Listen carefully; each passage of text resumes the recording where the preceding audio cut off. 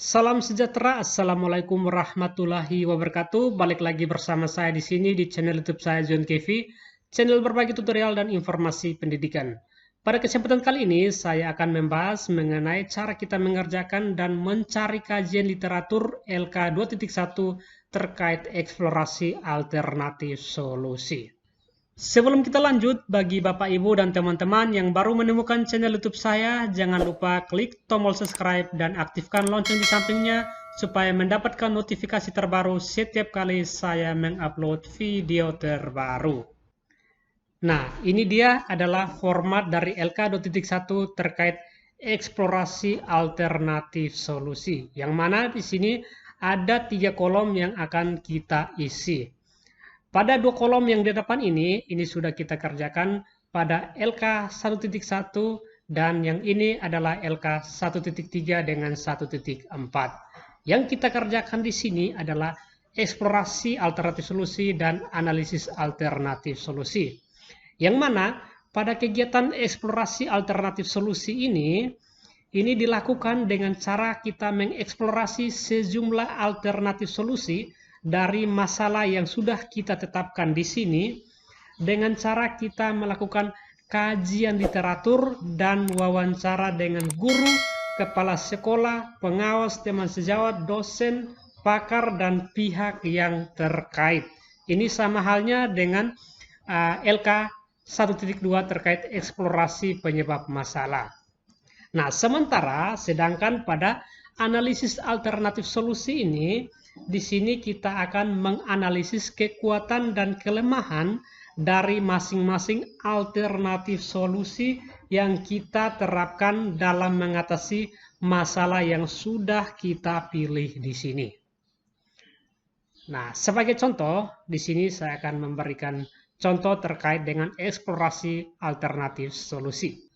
Nah, ini adalah masalah yang saya pilih untuk kita melakukan eksplorasi alternatif solusinya. Yang mana masalah yang saya pilih di sini saya ambil dari LK 1.1 yaitu peserta didik memiliki minat belajar yang rendah. Sementara akar penyebab masalah ini saya ambil dari LK 1.3 dan LK 1.4 yaitu pembelajaran yang masih bersifat konvensional dan belum berpusat pada siswa. Nah, setelah itu langkah selanjutnya di sini baru kita akan mencari eksplorasi alternatif solusinya dengan cara kita mencari kajian literaturnya. Setelah itu baru kita melakukan wawancara. Nah, untuk kita mencari kajian literaturnya di Google, maka di sini Bapak Ibu buka Google dan ketikkan kata kunci Google Scholar. Setelah itu Bapak Ibu klik pada yang pertama ini yang Google Scholar.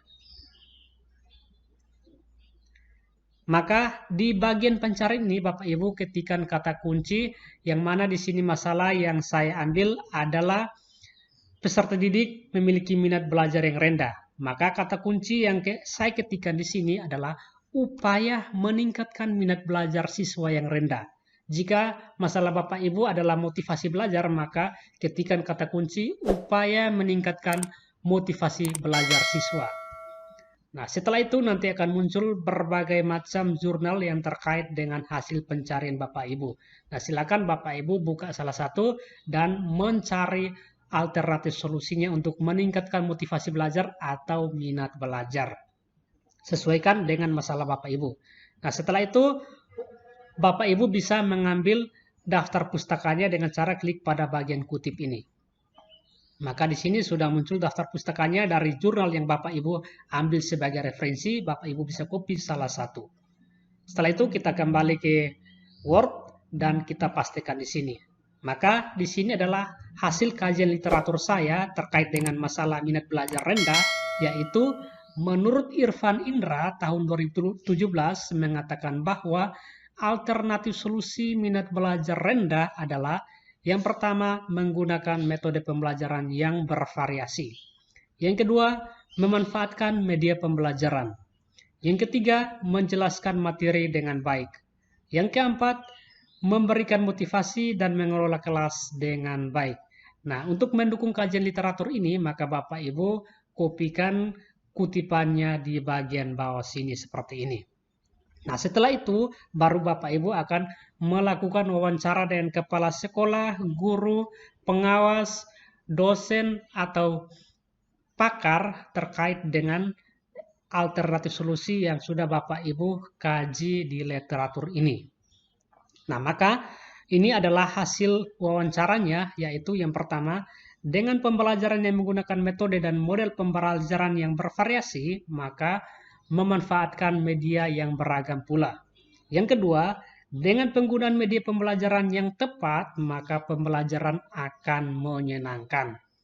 Nah, setelah kita mengeksplorasi alternatif solusi, maka langkah selanjutnya baru kita menganalisis alternatif solusinya. Yang mana di awal penjelasan bahwa dalam kita menganalisis alternatif solusi di sini, kita akan menganalisis kekuatan dan kelemahan dari masing-masing alternatif solusi yang kita pilih di sini. Maka analisis alternatifnya seperti apa di sini? Setelah dilakukan analisis terhadap hasil kajian dan hasil wawancara, serta dikonfirmasikan melalui observasi atau pengamatan, dapat diketahui bahwa alternatif solusi minat belajar siswa rendah adalah yang pertama, menggunakan metode pembelajaran yang bervariasi. Nah, untuk analisis kekuatannya di sini adalah pembelajaran berpusat pada siswa dengan memberikan motivasi dan perhatian khusus kepada siswa. Sementara untuk kelemahannya di sini adalah guru perlu persiapan setiap kali pergantian metode pembelajaran. Karena apa? Karena di sini menggunakan metode pembelajaran yang bervariasi. Yang kedua, menggunakan media pembelajaran yang tepat. Nah, untuk analisis kekuatannya seperti apa? Dengan menggunakan media pembelajaran yang tepat, maka di sini siswa lebih banyak melakukan kegiatan belajar karena tidak hanya mendengarkan deskripsi guru, tetapi juga aktivitas lain seperti mengamati, melakukan, mendemonstrasikan, dan lain-lain. Sementara untuk kelemahannya di sini adalah guru harus kreatif dalam memilih media pembelajaran yang tepat sehingga dapat meningkatkan minat belajar siswa. Setelah kita menganalisis alternatif solusinya dilihat dari kekuatan dan kelemahannya, maka di sini baru kita ketahui bahwa ternyata dengan penggunaan metode pembelajaran yang bervariasi dan media pembelajaran yang tepat dapat meningkatkan minat belajar siswa. Maka di sini Bapak Ibu sesuaikan masalahnya yang akan dianalisis alternatif solusinya. Setelah kita mengerjakan LK 2.1 ini, nanti pada hari ke-14 di sini, nanti kita akan mengupload hasil tagihan dari LK 2.1 pada LMS PPG 2022. Sekian, semoga bermanfaat.